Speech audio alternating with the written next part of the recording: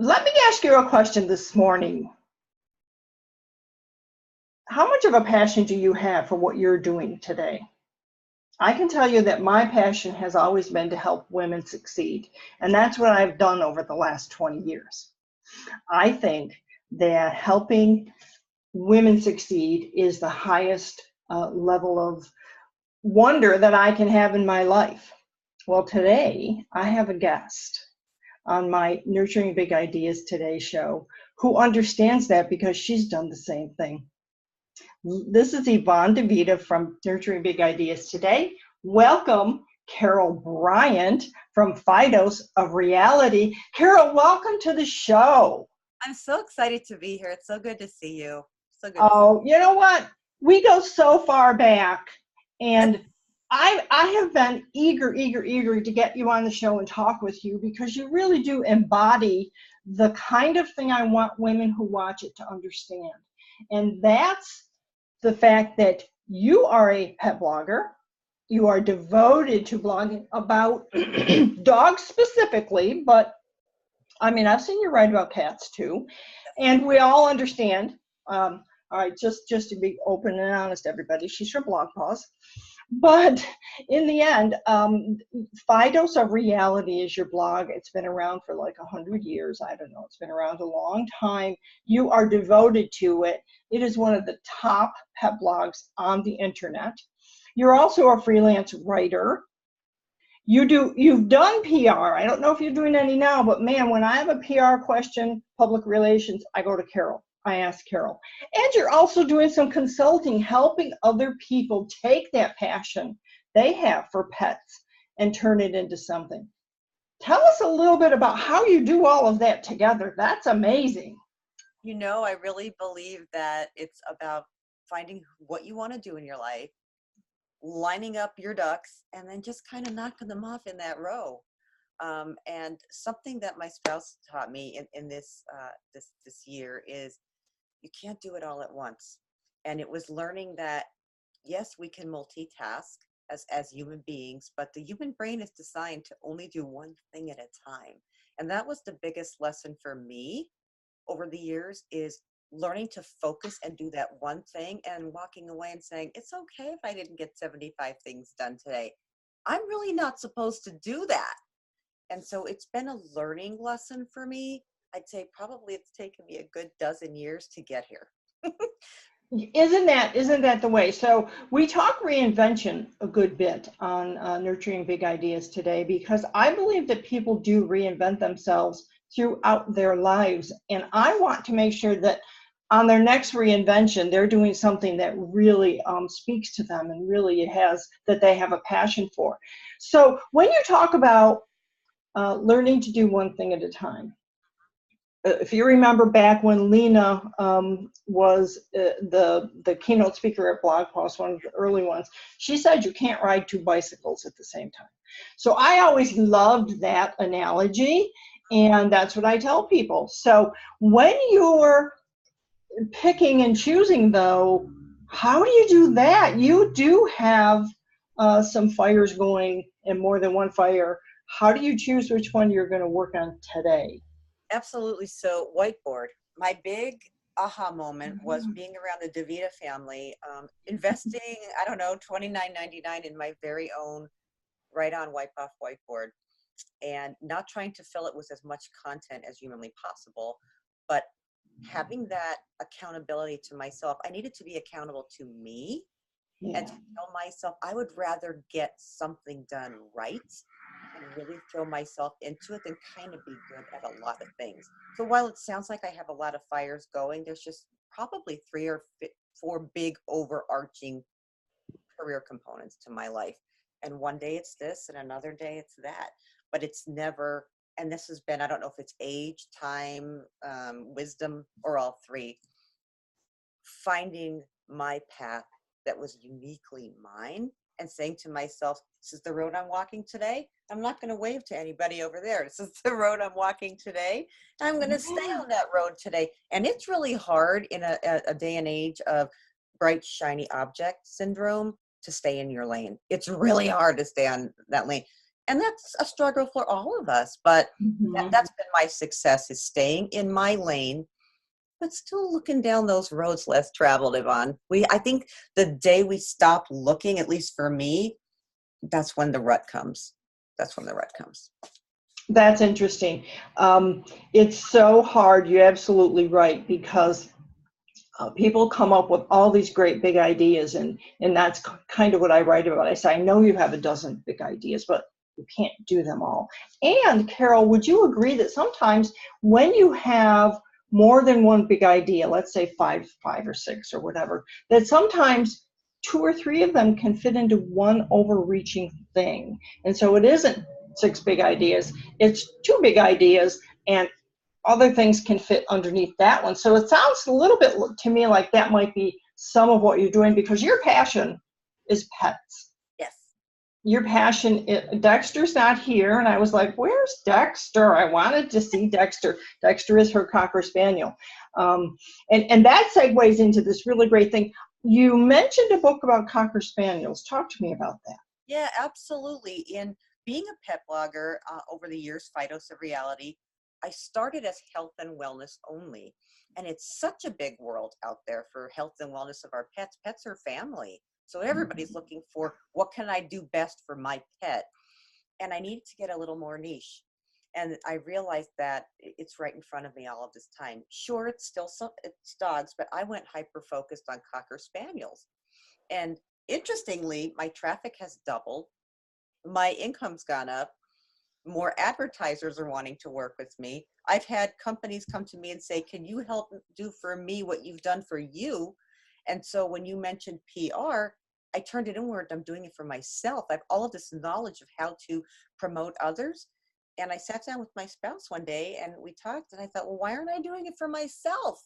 Yes. Why do we give it all away? And so getting more niche, staying in that lane, and I'll tell you, it's been paying itself back to me intrinsically, but financially too.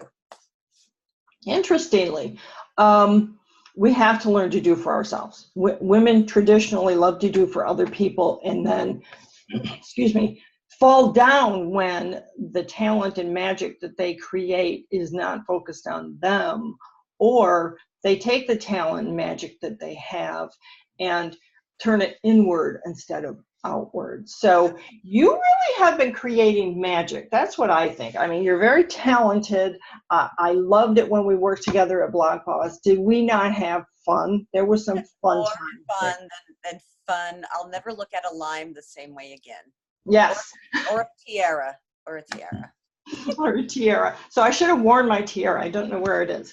But honestly, when you say writing a book and Cocker Spaniels, what does that mean? What is this Cocker Spaniel book? By the way, it's interesting how you mentioned the whole niche thing for your blog and your focus on what you're passionate about.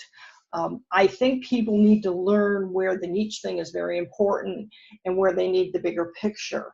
But that's for another conversation, because we'll get together again. But let's talk about the Cocker Spaniel, because people don't understand that there is a big market for A, bloggers who love pets and write about them, and B, those niche markets where your focus is Cocker Spaniels. It's a big market. It is. And I found that. I thought, well, how many people really do have Cocker Spaniels? A whole heck of a lot. And to kind of name drop, Kelsey McKenzie has It's Dog or Nothing, and she focuses on the Great Pyrenees. And Jen Costello with My Brown Newfies, and she's in her lane with Newfoundlands. And so for me, there was this pocket. And what happened, Yvonne, is over 3, 4, 5 years' time, Carol, what can I do for my Cocker Spaniel who he's got a rash? What can I do for my Cocker Spaniel who won't stop coughing? There are situations and problems unique to the breed. Time to find my lane. That was my Oprah aha moment. And first, it's going to be a journal. There's not a really good health and wellness journal for pet parents to pick up, take to the vet. Everybody says digital. When I'm at the vet, I'm writing things down, Yvonne. What did you Oh, yeah. I mean, what did you say? Yeah, the vet is not going online to find out what you have to say. Absolutely. And I love when I go to the vet, I could flip this open and say, now my dog did take that medicine or he didn't. So again, why am I keeping this to myself? And I polled my readers and I started a Facebook group. And now what's the big thing? Facebook groups. So I've got Yep. an audience of 3,000 people who are hyper-focused to me. I keep using the word focus, asking me questions. We're putting out a journal to these 3,000 people. Those are my followers. Those are my loyalists. And so they told me what they wanted. So Mm-hmm. that's my first thing, is a health and wellness journal between the pet parent and the vet that they could actually use together. It doesn't exist, so it will soon. And I'm self-publishing that. I think that's amazing. And I think also, looking from my perspective at the bigger picture, because my dog is a hound dog, wow, what a concept to have a journal, a health and wellness journal for your pet that allows you to speak more effectively to your veterinarian. I tend to make little notes, and then I get to the veterinarian and I'm searching through my purse and I'm looking in my pockets and I'm like, where did I write that down? And it's home on my desk. So having a journal, how awesome would that be? So, but the interesting thing about what you said is how in your niche market of Cocker Spaniels, they have health issues that are relevant to them and not other animals. And I don't think people understand that when they go to a shelter. You do go to a shelter, right, everyone? Absolutely. You go to a shelter to And get a pet. we've actually fostered since I've talked to you. So yeah. Mm-hmm. Yeah, so I really want somehow, and maybe we should talk about this separately, but I want shelters to be able to help people understand a little bit better that, yep, okay, you're taking this breed home, whether it's a mixed breed or a Cocker Spaniel, you're taking this wonderful animal home. Here's what to expect. And then having an idea of talk to Carol because she's got a journal. Right. How do we do that? I think at the shelter level, that's something that, again, I think the pet bloggers could just blow the whole concept of how shelters work with pet parents out of the water. They're that first point. So then when they're leaving and they get that bag of food and they get that coupon for $10 off their grooming or whatever, there's something there educational that they can give them.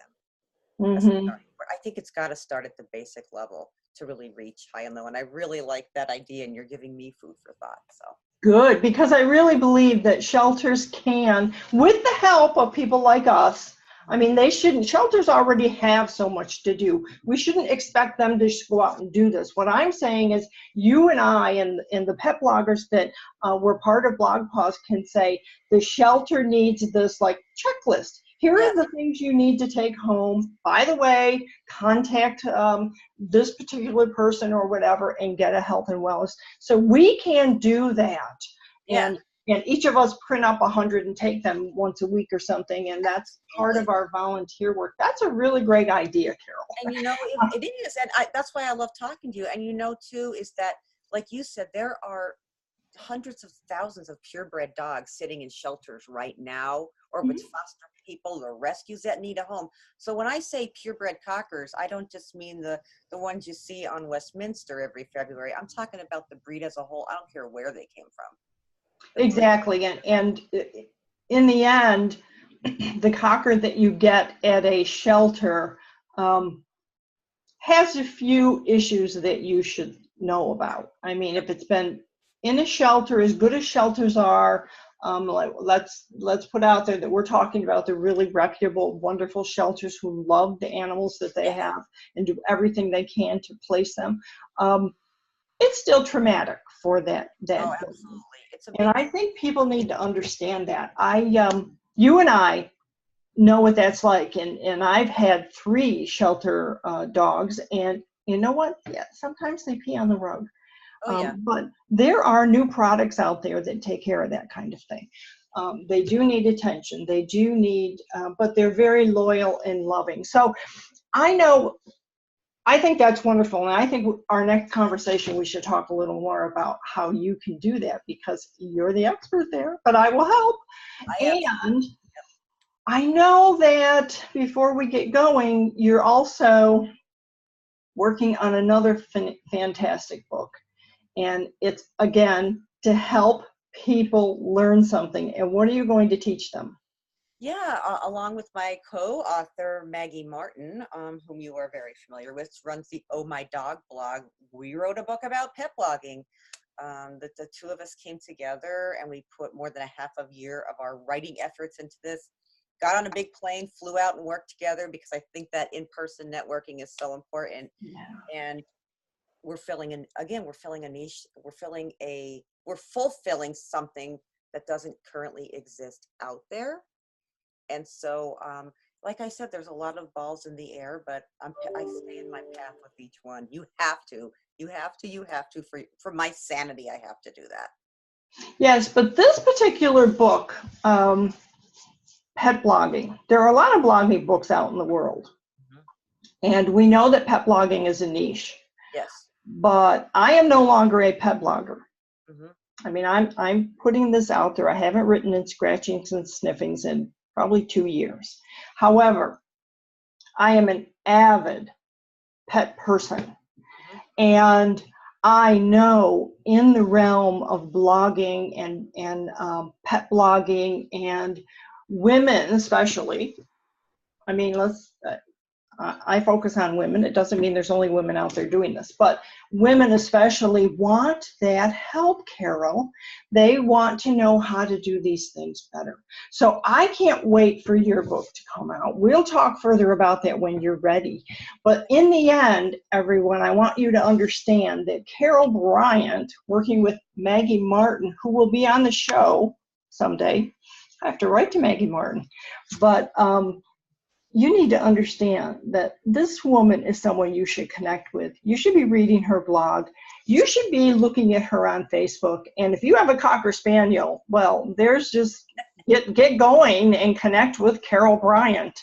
So, Carol, what's the last thing you'd like to say to people about blogging in particular, but reinventing yourself after leaving? Well, both of us left Blog Pause and we moved on. And what does reinvention mean in that context?